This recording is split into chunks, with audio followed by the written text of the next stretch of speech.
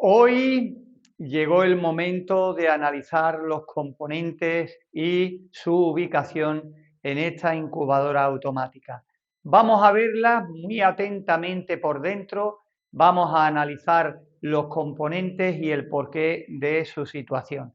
Aunque sea una incubadora comercial, estos vídeos siempre son muy interesantes porque el poder ver incubadoras comerciales, cómo trabajan, dónde tienen los componentes y demás, nos puede valer y mucho para ver ideas a la hora de hacer nuestra propia incubadora casera. Y nunca está de más aprender de los profesionales.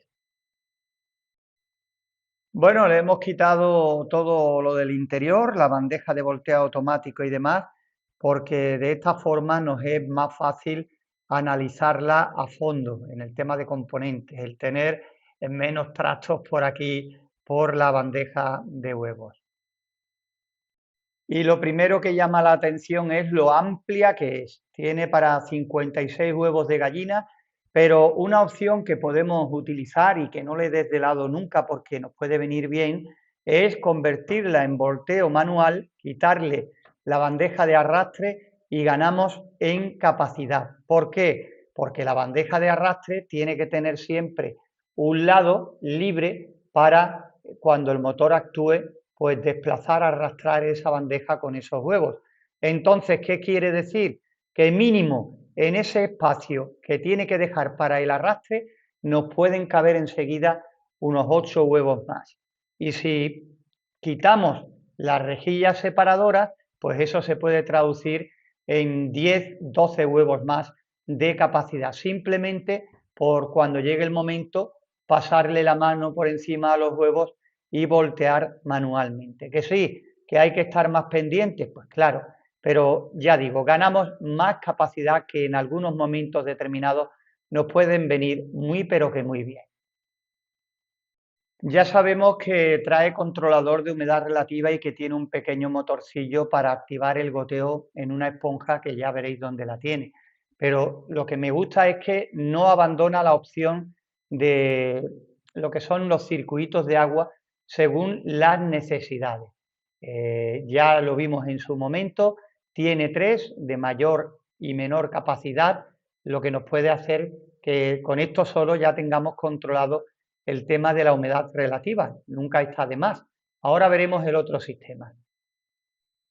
He puesto la tapa así de pie, aunque nos veamos de fondo, porque es más cómodo para mí, ¿no?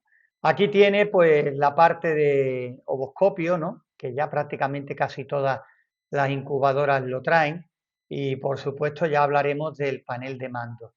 En el apartado de lo de el goteo hacia la parte interna, hacia la esponja, pues no lo he visto mal, ¿vale? No lo he visto mal. Lo que sí me gustaría verlo es a largo plazo para ver cómo se comporta. Tiene algunas gomitas de repuesto, pero no sé yo si estas gomitas, una vez que acabemos con ese repuesto, porque esta corta sufre un montón con el paso de la rueda para ir exprimiendo y extrayendo agua del bote y después cayendo por este pequeño orificio. Pero ya digo, no lo sé cómo se comportaría a largo plazo. También aquí tenemos lo de las salidas de aire y entrada de aire, que tiene dos en la tapa, pues está muy bien porque podemos abrir o cerrar según necesitemos. Está claro que cuando estemos en el final de la incubación, como es una incubadora grandecita, pues tenemos que tener mucho cuidado con la oxigenación porque los pollitos cuando nacen consumen mucho oxígeno y van a disparar la temperatura y la humedad relativa. Hay que tener mucha precaución llegados a este extremo porque se nos pueden asfixiar si no estamos atentos, sobre todo en la primera incubación con muchos huevos que hagamos. Esa es la que nos va a servir como experiencia principal.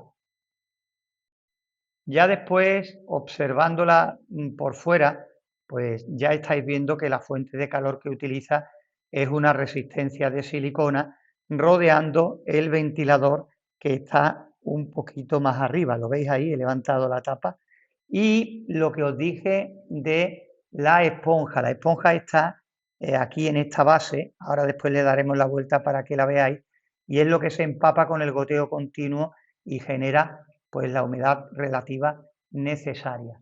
El ventilador pues está aquí justo en el centro para un buen reparto del aire caliente y de ahí la importancia de tener una buena ubicación de los componentes. Al estar la resistencia pues alrededor del ventilador, al ser una incubadora cuadrada perfecta, el ventilador está completamente centrado en todo el centro y con esto favorecemos el reparto del aire caliente y el conseguir pues, más fácilmente una temperatura homogénea en el interior de la incubadora, que es al fin y al cabo lo que nos interesa. Y aquí ya estáis viendo la sonda. La sonda tenéis que tener mucho cuidado con moverla o cambiarla de posición. ¿Por qué? Porque un cambio en la posición de la sonda te puede llevar a que cambien los parámetros en el interior de la incubadora. Así que esto es muy importante.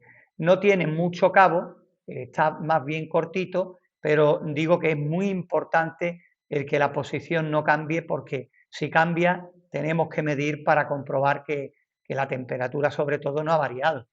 Y aquí tenemos pues la ubicación del motor de volteo, como es motor de arrastre, pues trae esta pieza con este extremo que va dentro de la bandeja y con el giro pues adelanta o atrasa lo que es el volteo de la incubadora.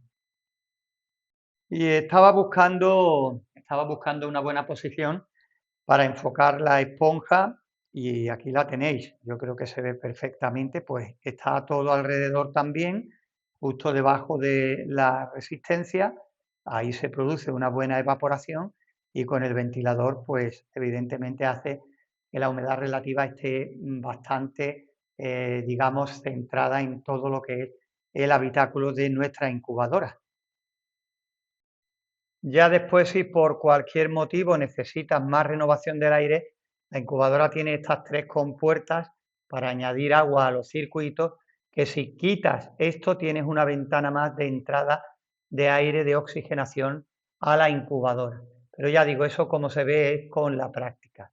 Yo creo que es una incubadora a la que se le puede dar bastante buen uso porque tiene capacidad, su diseño es simple pero evidentemente buscando que sea fácil conseguir los parámetros de incubación y por supuesto con eso del ventilador tan centrado y la resistencia alrededor junto con la esponja, qué duda cabe que lo facilita un montón.